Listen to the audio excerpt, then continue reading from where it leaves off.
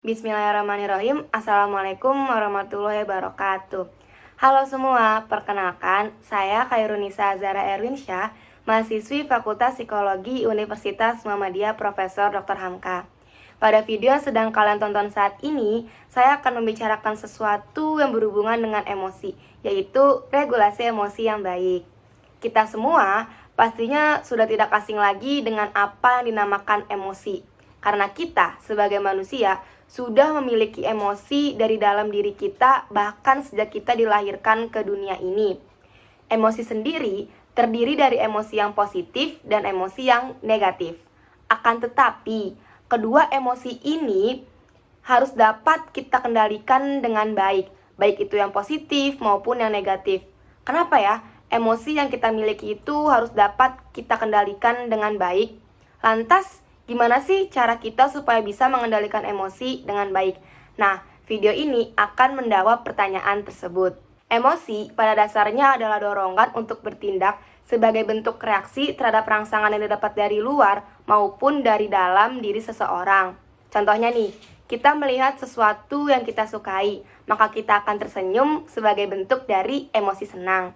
Begitupun sebaliknya, apabila kita melihat sesuatu yang tidak kita sukai, maka kita akan menangis sebagai bentuk dari emosi sedih.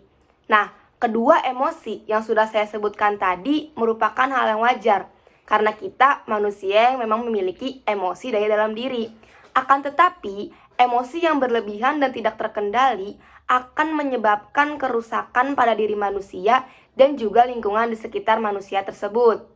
Contohnya nih, kita sedang merasakan emosi marah, kemudian kemarahan kita ini meluap secara berlebihan dan tidak dapat kita kendalikan.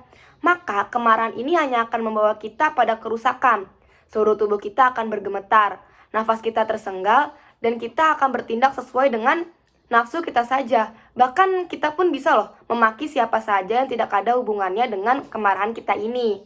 Nah, gimana sih dengan emosi positif yang berlebihan? Bukannya emosi positif itu emosi yang baik ya? Nah, emosi positif walaupun menjadi emosi yang baik, akan tetapi bila berlebihan pun juga tidak baik.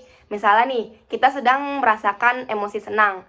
Kemudian kita tuh menikmati kesenangan ini dengan berlebihan gitu, sampai pada akhirnya kita terlarut ke dalamnya dan kita menjadi lupa diri serta tidak bersyukur.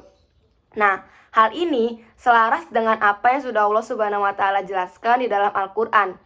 Kita sebagai manusia adalah makhluk yang senang merasakan kegembiraan serta kebanggaan diri. Kita sebagai manusia adalah makhluk yang mudah berkeluh kesah apabila ditimpa kesulitan.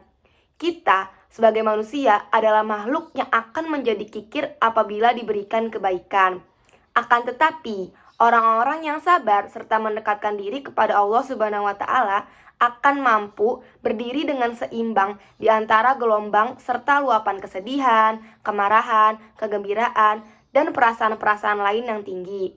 Al-Quran juga sudah memberikan petunjuk kepada kita agar dapat mengendalikan emosi dengan baik, supaya kita mengurangi ketegangan-ketegangan fisik, psikis, dan efek negatif lainnya. Banyak loh orang-orang yang terkena penyakit fisik, juga penyakit psikis karena emosi yang tidak terkendali. Rasulullah SAW pun berpesan kepada umatnya untuk selalu mengontrol emosi agar dapat memiliki kehidupan yang seimbang dan selaras. A'udzubillahi minasyaitonirrajim. Bismillahirrahmanirrahim.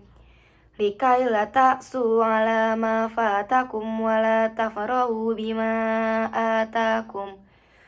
Wallahu la yuhibbu kulla mukhtalin fakhur. Kami jelaskan yang demikian itu supaya kamu jangan berduka cita terhadap apa yang luput dari kamu dan supaya kamu jangan terlalu gembira terhadap apa yang diberikan kepada kamu. Dan Allah tidak menyukai setiap orang yang sombong lagi membanggakan diri. Quran Surat Al-Hadid ayat 23. Nah, pada ayat yang sudah saya bacakan tadi, kita tahu bahwasanya kita tidak boleh terlalu berlebihan dalam mengekspresikan emosi kita. Emosi yang sedih, emosi yang senang, emosi yang positif, ataupun emosi yang negatif. Maka dari itu, kita sebagai manusia yang memiliki emosi dari dalam diri perlu mengendalikan emosi kita atau meregulasi emosi kita dengan baik agar kejadian-kejadian yang sudah saya sebutkan tadi tidak dirasakan oleh kita. Regulasi emosi itu apa sih? Sederhananya, regulasi emosi adalah kemampuan atau strategi yang dilakukan oleh seseorang untuk dapat mengendalikan dan mengatur emosi yang dirasakannya.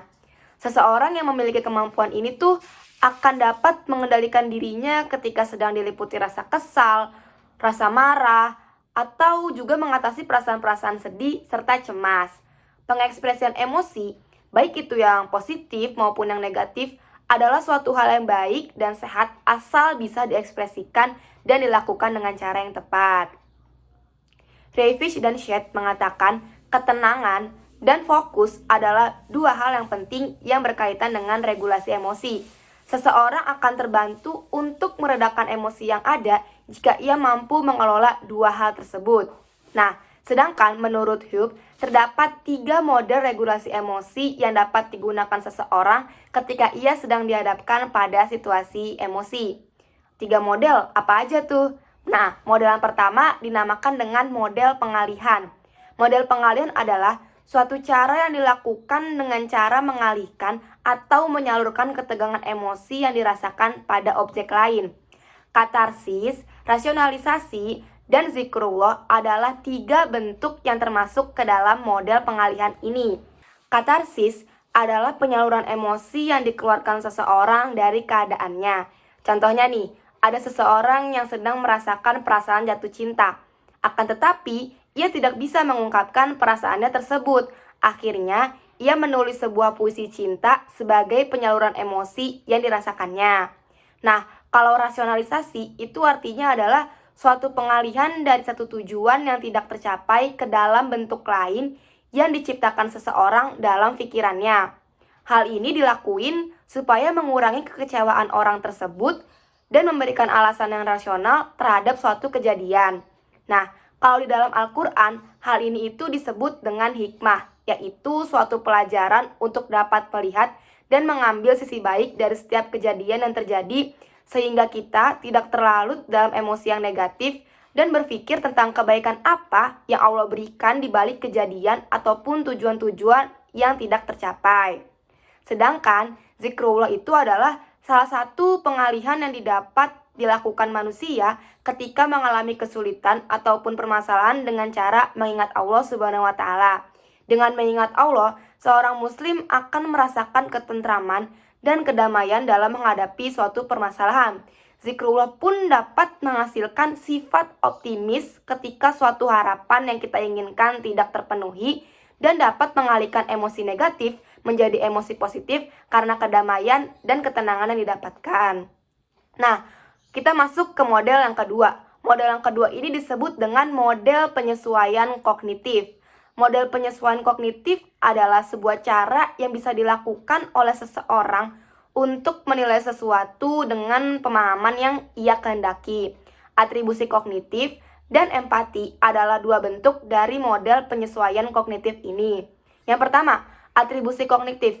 Atribusi kognitif ini artinya adalah keadaan di mana kita menempatkan persepsi kita dalam kondisi yang positif.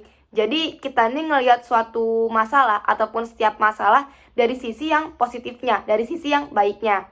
Sedangkan kalau empati itu artinya adalah kesadaran dari diri seseorang untuk ikut serta merasakan apa yang sedang dialami oleh orang lain.